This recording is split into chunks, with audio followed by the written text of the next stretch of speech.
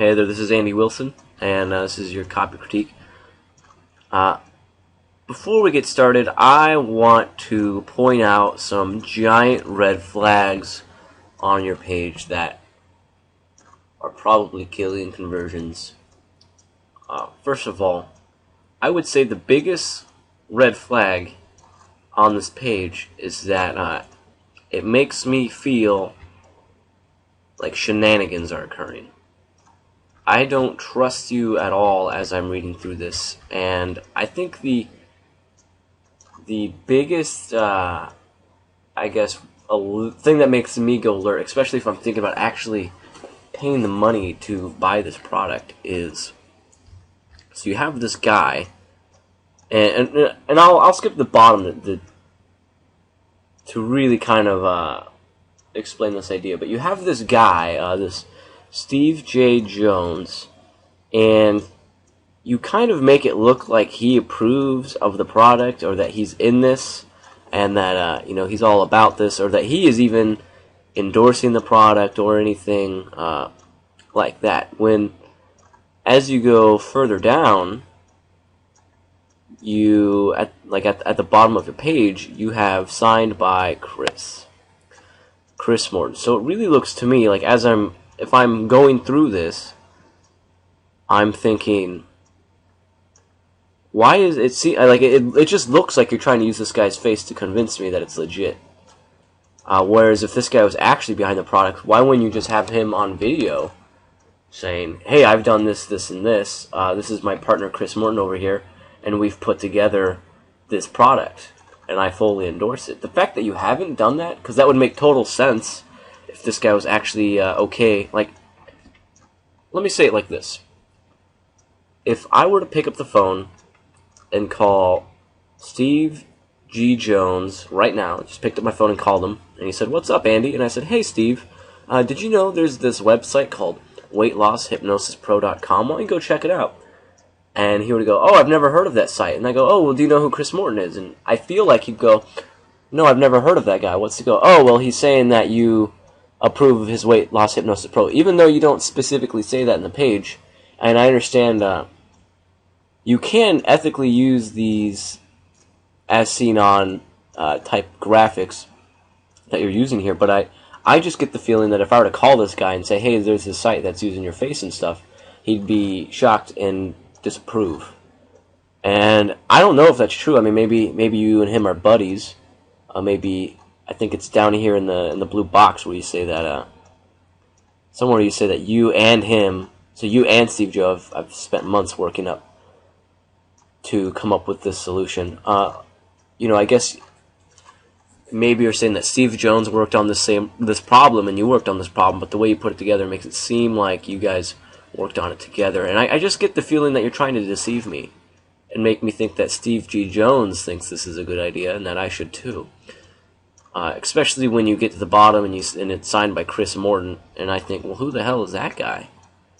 You never introduce yourself. You just keep putting this guy in front. So the Steve G. Jones in front of me, and there is a way to use that, but the fact that you're building your entire pitch off of that, and even from that you're not doing it that well, it just makes me feel like shenanigans are occurring, and it scares the hell out of me, especially if I'm going to buy.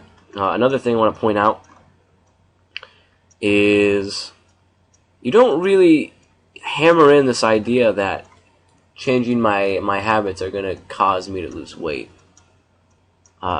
You could overcome this obstacle just with better writing, just better copywriting fundamentals, and just stronger, just tighter writing. This headline isn't very good, and it doesn't really hammer it in, especially if you're using this hook. Like, you have this hook that celebrities do this thing, this hypnosis therapy to keep the weight off. That's a real hook. And if you could even track down some celebrities, which shouldn't be too hard, and that do this, and then get them to endorse your methods and your site, that would go so far. I mean, that'd be incredible as far as credibility in your sales pitch actually pulling. But, you know, if you say had this hook where you go, you know, when celebrities want to lose weight and they do this, and it doesn't involve dieting or working out, or, you know, you have this hook that these celebrities pay tons of money for this one secret that is the key to effortlessly losing weight, and it's like you should be using that, and that should be in your headline. That is your hook, not this guy. You can use this guy for authority later on, but this guy, you're kind of using you kind of have two hooks going on with this guy and this. You mostly just kind of have this. I want to say you have two hooks, but you're not actually really strongly using the celebrity thing as a hook. It's just kind of thrown in your copy. Your copy just has, it's sort of like the slap, and you just pasted these and slapped down all these ideas on it without really trying to construct one cohesive sales message. Another thing I wanted to point out was the fact that your testimonials, not only are they bad, I mean they're bad, but they might actually make people not want to buy, which is kind of shocking as far as testimonials go, because when people are reading your page, and especially if they think that something is too good to be true, they will, in the back of their minds, well, at least kind of on the back burner, look for reasons to not believe you, because they don't, and they want to reinforce this idea that what you're saying is impossible because that's what they believe. And then you have, here's a testimonial of, looks like kind of fat guy, and then kind of fat guy.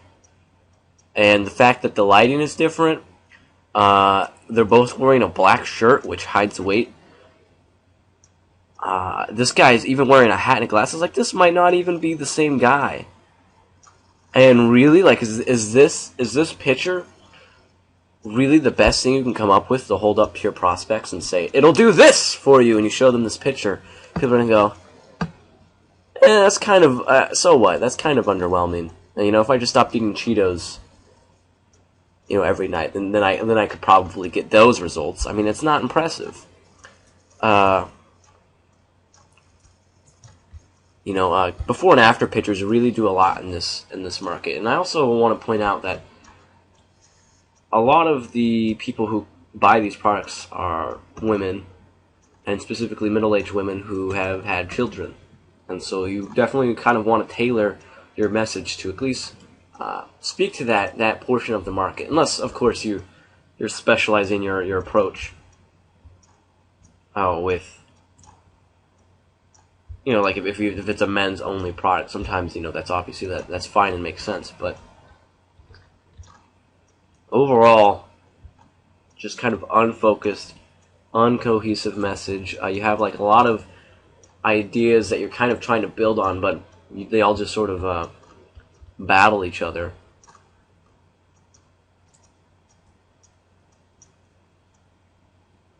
Now,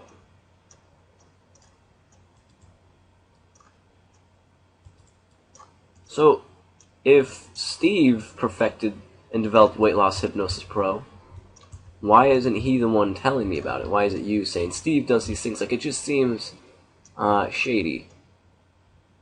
And I imagine this guy, I mean,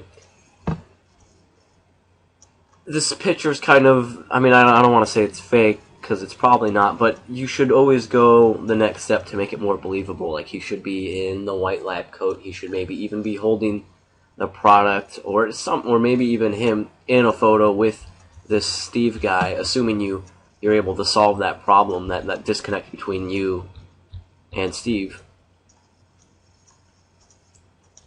My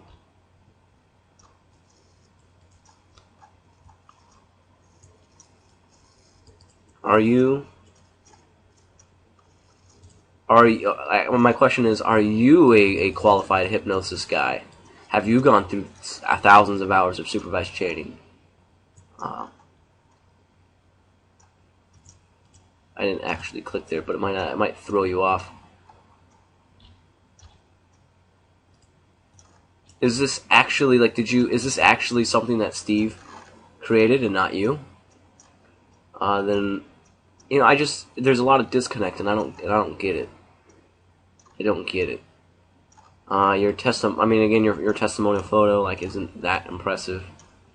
I mean, yeah, she's, you know, in shape, I suppose, and, you know, she's not, like, super fat or anything, but, you know, this pose, this angle, it just doesn't do anything. I mean, who cares?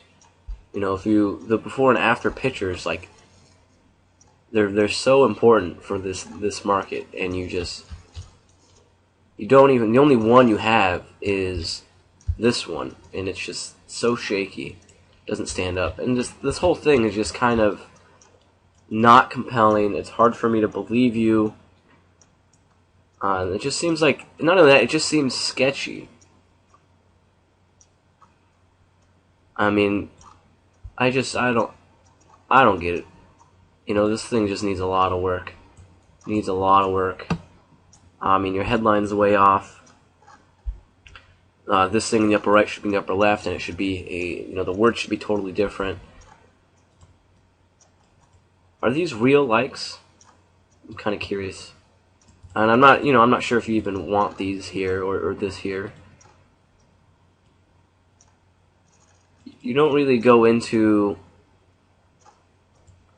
the X Biggest Loser. Like, that's another hook that you kind of have, but not really. I mean, this pitch is just all over the place. All over the place. And I would go as far as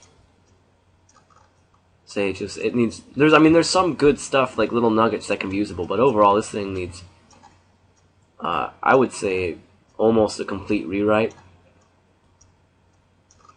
Yeah, I mean,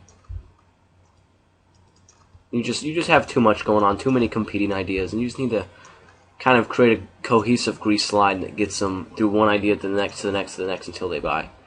And I don't see that here.